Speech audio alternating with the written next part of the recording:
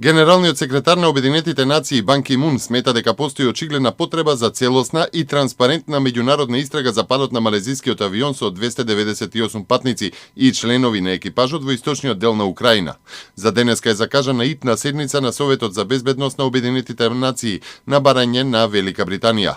Во авионот на Malaysia Airlines што се урна во источниот Во авионот на Malaysia Airlines што се урна во источниот дел на Украина, околу 60 километри од границата со Русија, загинаа вкупно 298 лица, од кои најмногу над 150 државјани на Холандија, но и австралици, американци, белгици, германци, филипинци, малезици, канаѓани, британци.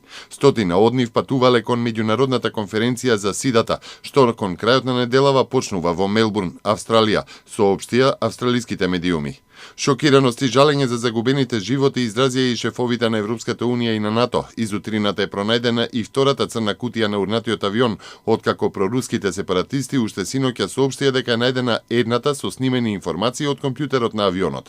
Причината за несреќата засега останува нејасна. Украина ги обвинува проруските сепаратисти кои го контролираат регионот дека го собориле авионот, но пак тие демантираат. Американските разузнувачки служби тврдат дека авионот бил соборен од ракета земја-воздух, но се уште се обидуваат да откријат кој ја истрелил ракетата. Од низата вести поврзани со несреќата е и она за австралијанското семејство Бароуз, кое во неодамнешната несреќа со исчезнатиот авион на Malaysia Airlines ги загубиле синот и снаата.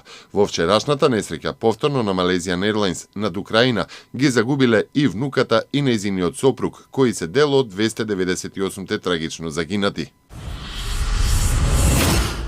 Во Скопската градска општа болница 8 септември денеска свечено беше отворен ургентен центар. За потребите на овој центар е извршена реконструкција и доградба со квадратура од над 900 метри квадратни, финансирана од Американската амбасада и од амбасадорот Пол Волерс, а опремата е од Министерството за здравство и дел од сопствениот буџет на градската болница 8 септември. Директорот на болницата Сашо Стојчев изрази огромна благодарност до сите што помогнаа да се реализира овој проект.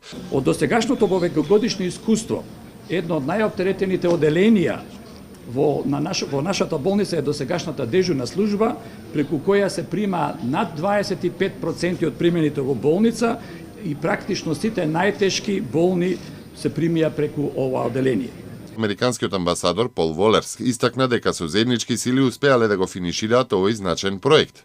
As all of you know, all around the world we're living in times of financial uncertainty, and that makes Како што знаеме сите, живееме во финансиска неизвестност, но определбата на владата на Соединетите Американски држави е да обезбедува финансиски средства заедно со нашите македонски пријатели.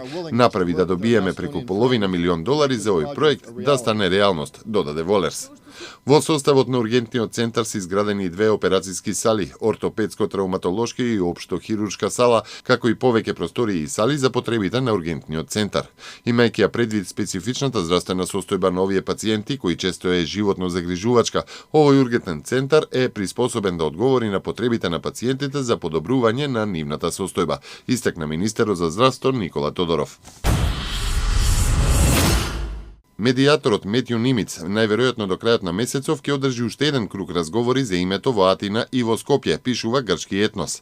Весникот потсетува на коментарот на премиерот Никола Груевски, кога, осврнувајќи се на изјавата на Меркел, потенцира дека ВМРО ДПМНЕ нема да влезе во какви било иницијативи и идеи во кои ќе се оспори или доведе во прашање идентитетот на македонскиот народ, јазик и нација. Медијаторот на Обединетите нации последен пат ги посети Атина и Скопје во септември во минатата година. Александар Велики и Свети Апостол Павле, двата аеродрома менаџирани од ТАФ Македонија, и во првата половина од годинава продолжи со стабилниот раст на бројот на патници. Од јануари до јуни нивните услуги ги користеле речиси 560.000 патници, што е зголемување од 18,5% во однос на лани. Додека во Европа растот на патници е меѓу 5 и 6%, македонските аеродроми во првите 6 месеци од годинава остварија зголемување што е 3 пати поголемо, посочи Зоран Крстевски, генералниот менаџер на ТАФ Македонија, и додаде дека тоа е резултат на директните ретови до многу дестинации од Скопскиот аеродром. Годинава се очекува бројот на странски туристи да надмине 450.000, со што бројката бележи континуиран раст. Во периодот од 8 години забележан е раст од 100%. Најбројни се посетите од Турција, Грција, Србија, Холандија и од Бугарија, а нови целни групи се Кина, како и Северна Америка, каде што ќе се понуди активниот туризам. Ова во интервју за МИА го истакнува директорот на Агенцијата за промоција и поддршка на туризмот Кристијан Џамбазовски. Тој потенцира дека во моментов од туризмот приливот е 200 милиони евра и оти неговото учество во БДП е 2%, а целта е тој да порасне на 5% до 2020 година. Поради нарушување на безбедносната состојба, ракетните напади од појасот Газа кон делови на Израел и операцијата на израелската војска која е во тек, Македонското министерство за надворешни работи им препорачува на граѓаните на Република Македонија да се воздржат од патување во подрачјата во близина на 50 километри од појасот Газа. Им препорачуваме на нашите граѓани зголемена предпазливост, претходно информирање и стриктно придржување до упатствата и инструкциите на локалните власти. Исто така, се препорачува внимателност при задржување на места со поголема концентрација на луѓе, се наведува во соопштението од Македонското министерство за надворешни работи. Поради воените дејствија во Сирија се препорачува и предпазливост при патување во пограничните делови на Израел кон границата со Сирија и Либан. На терен пак, израелската армија синоќа започна копнена офанзива против палестинските екстремисти во појасот Газа. Армијата додаде дека ја проширува 10-дневната операција Заштитен раб.